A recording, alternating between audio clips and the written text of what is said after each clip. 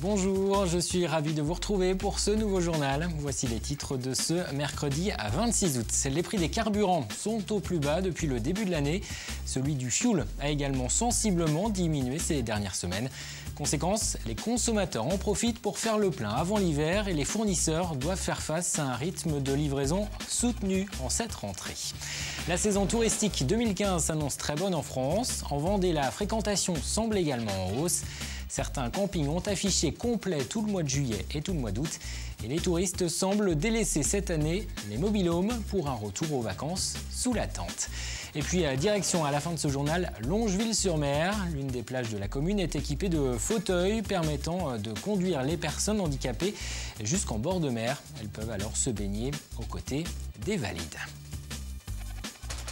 Pour la 12e semaine consécutive, les prix des carburants dans les stations-service ont baissé. Le gazole devrait repasser sous la barre d'1 € le litre dans les prochains jours. C'est le contexte économique mondial qui influe sur les prix. Les cours du baril de pétrole sont au plus bas depuis 2009 en raison du ralentissement de l'économie chinoise ou encore des États-Unis qui extraient désormais du pétrole de schiste. Les factures d'énergie s'allègent. Ces 3 derniers mois, le prix du litre de fioul a ainsi baissé de 10%. Il varie actuellement entre 60 et 70 centimes du jamais vu depuis 5 ans. Alors évidemment, les consommateurs en profitent et les fournisseurs doivent livrer en ce mois d'août beaucoup plus de clients que d'habitude. Pierre Dalicieux. Retour de vacances plutôt agréable pour Claudine. Comme chaque année, elle fait remplir sa cuve à fioul juste avant la rentrée. Et cette année, sur la facture, une économie et pas des moindres. Ce qui vous fait 814,68 €. Par rapport à l'année dernière, à la même époque, le coût du fioul au litre en TTC est de 30 centimes moins cher, ce qui me fait économiser environ 400 € sur le plein de cette année. C'est pas négligeable du tout, évidemment, parce que j'ai à peu près un plein et demi à faire par an, donc c'est très intéressant. De 0,91 € le litre l'année dernière à la même période, les prix sont passés à 0,61 € cette année. Conséquence directe de la baisse des cours du pétrole. Résultat, cet employé enchaîne les livraisons. Cette année, quand même, c'est plus chargé que certaines années. Et c'est vrai que depuis 3 semaines, là, on est assez chargé. C'est ici que les employés de cette société viennent s'approvisionner. Avec le rythme soutenu des livraisons, le patron doit augmenter la cadence et renouveler son stock de fioul plus régulièrement. On a beaucoup d'appels, effectivement. Quand on fait le plein d'une semi 36 mètres cubes sur une journée habituellement pour ravitailler le dépôt, aujourd'hui c'est plutôt de 2 semis par jour. Cette cliente espère qu'une chose, que sa prochaine livraison prévue courant février se passe dans les mêmes conditions qu'aujourd'hui. Au revoir. Au revoir. Le chômage reste quasiment stable. Les chiffres du mois de juillet viennent d'être publiés. Le nombre de demandeurs d'emploi inscrits en catégorie A a baissé de 0,1%, soit 1900 personnes de moins qu'en juin. La baisse est de 0,4% en Vendée. La France compte désormais 3 551 600 demandeurs d'emploi. Sur un an, le chômage a connu une hausse de 3,9%. Les trains font leur retour sur la ligne Nantes-Saint-Gilles. Le trafic va reprendre dimanche après un an de travaux et surtout 2 mois de retard. La circulation des TER avait été interrompue le 1er septembre dernier pour permettre à SNCF Réseau de mener un vaste chantier de rénovation des voies. 12 passages à niveau ont également été supprimés. Les quais de Saint-Hilaire-de-Riez et de Saint-Gilles-Croix-de-Vie sont désormais accessibles aux personnes handicapées. Montant total de ces travaux, 108 millions d'euros. Initialement, la ligne Nantes-Saint-Gilles devait rouvrir au début de l'été. Le retard du chantier avait provoqué la colère des élus qui estimaient que l'absence de TER serait préjudiciable pour l'économie touristique. Je vous propose d'écouter les présidents de la région Pays de la Loire et du conseil départemental de la Vendée qui se félicitent du retour des trains. Cette ligne était quand même très attendue, le département l'a beaucoup soutenue, s'est beaucoup investi, je dirais, financièrement. Donc oui, c'est sûr qu'aujourd'hui c'est une satisfaction, même s'il y a 2 mois de retard. Maintenant, regardons devant et faisons en sorte que cette ligne soit au service de nos populations. Il est nécessaire de reconquérir une clientèle, des voyageurs, qui d'une part n'ont pas vu rouler les trains pendant 1 an, mais aussi qui ont connu dans la période précédente des aléas d'une ligne qui a été construite 1870-75 et qui n'a pas tellement été rénovée depuis. Et par conséquent, il faut reconquérir les voyageurs pour faire en sorte que le 1 million de voyageurs qui circulaient régulièrement depuis de nombreuses années sur cette ligne puissent reprendre le train. Alors les travaux ne sont pas encore totalement terminés. Cette modernisation de la ligne doit s'accompagner d'une réduction des temps de parcours. Nantes-Saint-Gilles-Croix-de-Vie, c'est actuellement 1h18 de trajet. À la fin de l'année, cette durée sera raccourcie d'une dizaine de minutes. Des travaux doivent se poursuivre pendant encore 4 mois, comme nous l'explique la directrice régionale de la SNCF. À partir du mois de septembre, on va travailler à passer la vitesse de 90 à 140 km/h. Et le 13 décembre, l'ensemble des trains vont circuler à 140 km/h.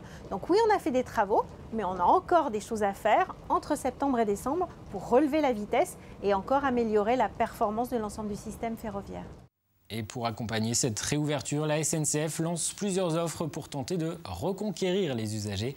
500 forfaits permettant de voyager gratuitement dimanche entre Nantes et Saint-Gilles ou Nantes et Pornic sont disponibles. Il est possible également de tester gratuitement pendant une semaine les trajets en TER sur la ligne. La SNCF veut montrer que le train peut être compétitif face à la voiture. Et pour ceux qui choisiraient de s'abonner, le mois d'octobre sera offert. C'est bientôt l'heure de la rentrée, l'occasion pour les acteurs du tourisme de dresser un premier bilan de la saison. Depuis le début de la semaine, nous faisons le point sur le ressenti des professionnels sur cet été 2015. Après les hôtels, arrêtons-nous ce soir sur les campings. Ils ont enregistré en juillet et en août une hausse de 9% des nuitées en France. La Vendée est le département français qui compte le plus de campings, près de 400 établissements. Certains ont affiché complet tout l'été. Et une tendance semble revenir, celle des vacances passées sous la tente ou dans une simple caravane. C'est en tout cas ce qu'a constaté cette année le gérant d'un camping de Jars-sur-Mer. Des emplacements pour tentes et caravanes qui disparaissent au profit de l'installation de mobil-homes, de roulottes ou d'écologes plus rentables. C'est la tendance observée ces dernières années dans les campings. La mode est peut-être en train de changer. En tout cas, dans ce camping de Jars-sur-Mer, sur 180 emplacements, 75% sont des emplacements nus. Et ils sont tous occupés depuis 1 mois et demi.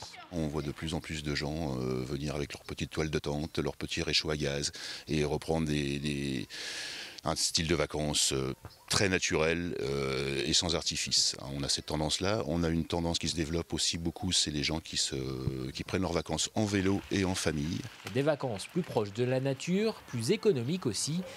Après un séjour en Bretagne et 4 jours passés à Jars-sur-Mer, cette famille du Maine-et-Loire rentre à la maison. Ça nous coupe un peu du quotidien. Voilà. On a vraiment l'impression d'être en vacances.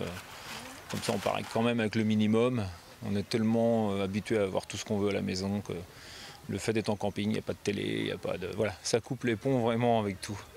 C'est aussi un choix, voilà, puis une qualité de côtoyer les voisins. Des séjours en tente ou en caravane, généralement courts. Une vingtaine de départs est enregistrée chaque jour, autant d'arrivées. Une rotation qui permet au camping, avec les hébergements locatifs, d'afficher complet depuis le 8 juillet. Encore trop tôt pour parler d'année exceptionnelle, mais la saison 2015 sera sans nul doute une très bonne année pour Philippe Caillot. On ose espérer une progression à 2 chiffres sur cette saison.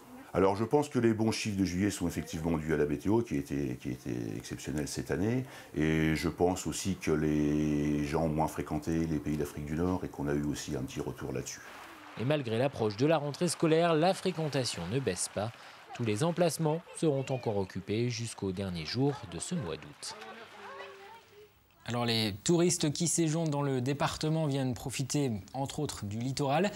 Mais les plages restent encore pour la plupart inaccessibles aux personnes handicapées. Certaines communes ont néanmoins réalisé des aménagements, parking à proximité, rampes d'accès, fauteuils tout-terrain ou encore transat flottant.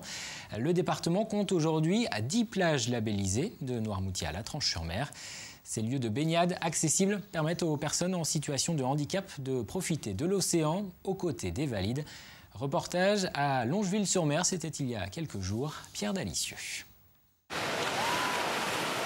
La plage du Rocher à Longeville-sur-Mer, une plage comme les autres, peut-être même une des plus belles de la côte vendéenne, mais surtout une plage labellisée depuis 2010. Handiplage, un label qui a changé la vie de beaucoup de vacanciers en situation de handicap. Car ici, ils peuvent tout simplement se baigner en toute sécurité avec Fabrice, formé par la commune. Il y a deux sortes de baignades. Donc il y a la baignade avec le tir à l'eau.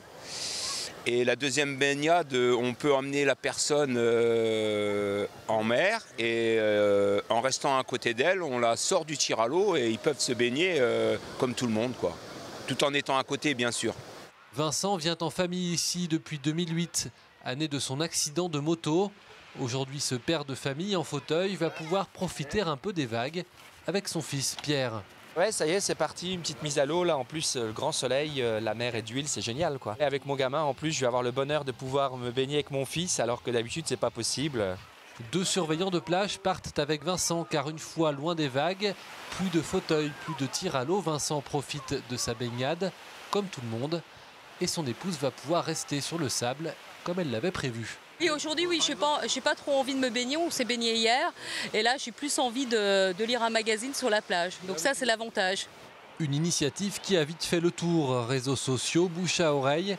Cette année ici, une petite centaine de personnes en situation de handicap est venue se baigner. Avant de refermer ce journal, un mot de cinéma. Vincent Lindon sera l'invité d'honneur du prochain Festival international du film de La Roche-sur-Yon. L'acteur a été récompensé en mai dernier au Festival de Cannes, prix d'interprétation masculine pour le rôle dans La Loi du marché. 12 films dans lesquels il a joué seront projetés. Une rencontre avec le public est également prévue. Le Festival international du film aura lieu du 12 au 18 octobre. La programmation complète sera dévoilée à la fin du mois de septembre. Quel temps prévu pour demain? Un début de journée sous les nuages et sous la pluie. Dans l'après-midi, les précipitations vont se renforcer, principalement dans le nord du département. Les températures, elles, baissent. Elles repassent sous les normales de saison. 18 à 22 pour les maxis, 14 à 16 dans la matinée. Armel Pavageau vous en dit plus dans un instant. J'aurai le plaisir de vous retrouver demain.